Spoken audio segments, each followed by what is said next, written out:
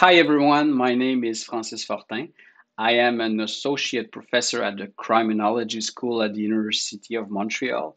The title of this presentation is The Digital Traces Left by Online Sexual Offenders, Virtual Identities, Lies, and Protecting Anonymity. I work with my colleague Sarah Paquette, who did a tremendous job at compiling data for this research. So thank you, Sarah. And those of you who can read French may be interested in our paper that has been accepted. You can see the detail below. Yeah, let's start this. So, who are those who engage in online sex crimes against minors?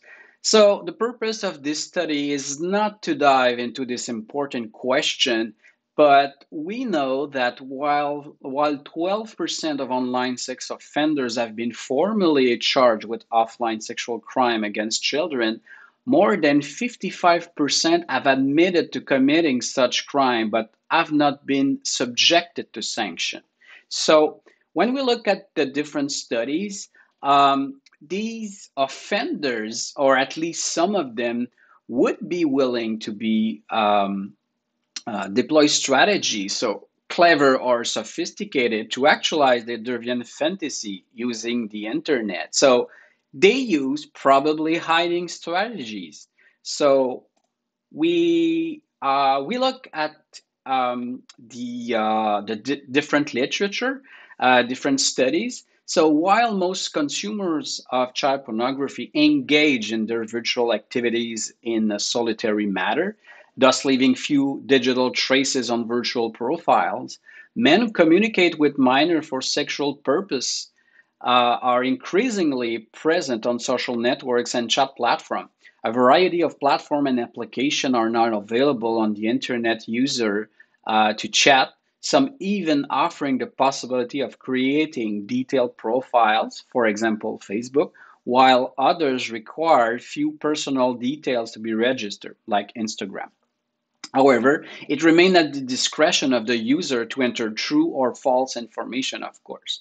So, lying is an important component to consider in understanding the modus operandi of cyber offenders, and especially on sexual crimes.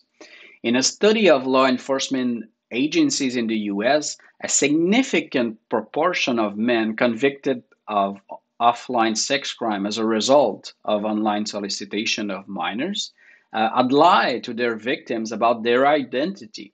So 25% claim to be younger than they were, and 26% lie about their physical appearance or other aspect of their identity. In another survey, 71% of men who sexually solicited minors had no history of offline sex crime. They have provided false information to their victims about their identity. 83% consistently lied about their name or age, while another 17% did so occasionally. So the tendency to lie in this study, however, decreased among men with an history of online sexual contact with minor, when only 48% had lied to their victim. We have seen another study that was dealing with online sextortion. 89% of men who specifically targeted minor used manipulative strategy, including lying about their age, of course, making themselves younger, and gender, pretending to be a young woman, to gain their victims' trust and get them to comply with their sexual requests. So there's a lot of variation in the rate of disclosure of false personal information in these studies. So it may be related to the intended purposes of criminals chatting with minors. It appears that cyber offenders who want to meet their victim offline are less likely to lie than those who restrict their offense on more like virtual activities. However, there's still a lot of studies that are needed to test this hypothesis. Also, when we look at different strategies on child pornography. Peer-to-peer software tends to be the most popular way of acquiring child pornography. So it's still true in our latest, the latest case we had in our sample. So basically, requests made by peer-to-peer are not specifically protected since the IP addresses are associated with the exchanges made between the peers, and it's really easy for police agencies to trace all the transactions. Also, according to NECMEC, 60% of the online offenders got their material as part of the grooming process.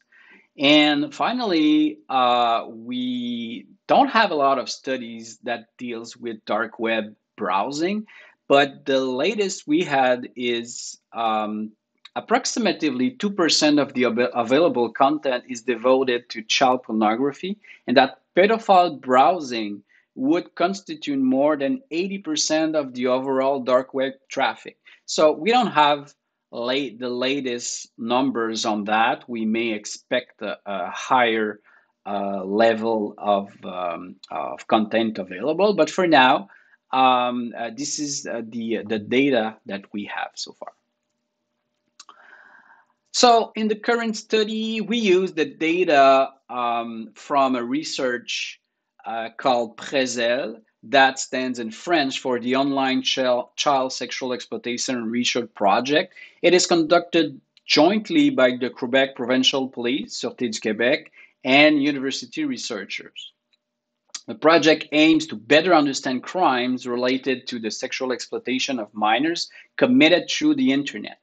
So our sample include case of child pornography or sexual solicitation of minors that occur in Quebec between 2001 and 2020, for which 161 cyber offenders were convicted and for which all legal proceeding had been completed. So we look at the police file, information on sociodemographic characteristic, criminal history, identities, virtual activities of all those offenders, and we collect and we analyze these data. So first, we look at the child pornography acquisition methods. So as expected, 54% of our sample were arrested because of peer-to-peer software. And we were surprised to see that dark web is still like the last one. So it's 3% to 3.2%. So it's still not that used. It may be that we don't easily get those people. So we're going to talk about this later. We also look at the age that our sample were giving in chat and profile. So there was 30% that pretend to be younger. We have 14% pretend to be under 18 years old. We had 16% that were pretending to be 18 years old or more, and we were surprised to see that 39% provide their real age. So we had this category over 18 years old because there were some people in our sample that were seeing just their age between just a little above 18 and sometimes just between their real age and 18. So this was interesting. We also look at the nicknames that were used in chat. So there was fake 40%, a similar 21%. So for example, a similar could be Nick for Nicholas, and 39% use their real name. Actually, it wasn't a nickname at all. We also look at the different strategy used to protect and preserve anonymity. So we have 65% that we didn't have any indicators that there was a strategy. And 19% of our sample were using public computer or public Wi-Fi, and only 16% use encryption. And finally, we look at how our cases were using picture, what kind of picture they were using. So we had 51% of our sample that used their real picture, so that the victim could have the real face of the of our case in the sample.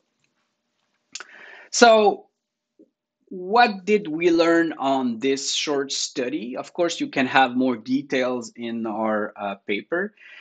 So we can say that a small proportion of men lie about their identity, while the others provide truthful information about themselves. So we were quite surprised that there's still a lot of people are providing just real information about themselves.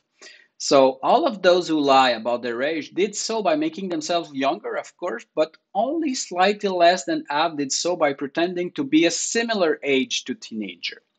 It is possible that these men may be absorbed in their sexual activities that they overlook the risk associated with their solicitations.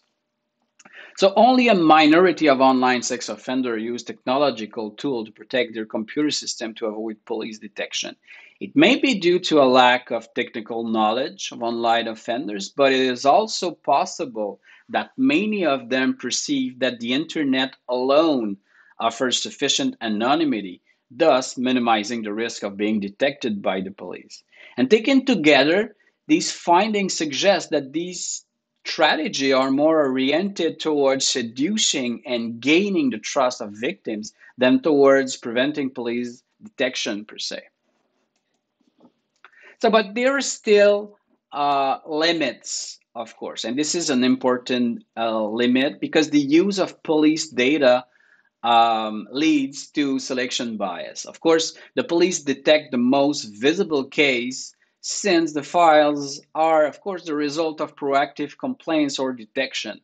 So, a cyber offender who use all strategies to preserve his anonymity is less likely to be arrested and then to be included in our study. However, the study is still relevant because it captured the use of tool, and in that sense, we are learning that a lot of people are not even aware of those tools.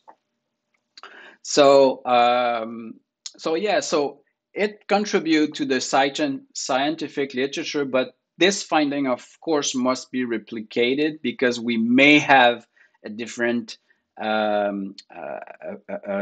sample that is particular. But for law enforcement, this study help identify offenders' habits and characteristics that might be useful for prioritizing cases for investigation. And of course, proactive police presence on virtual network used by online sexual offender could help reduce sexual victimization, and prevention work should also be prioritized with children.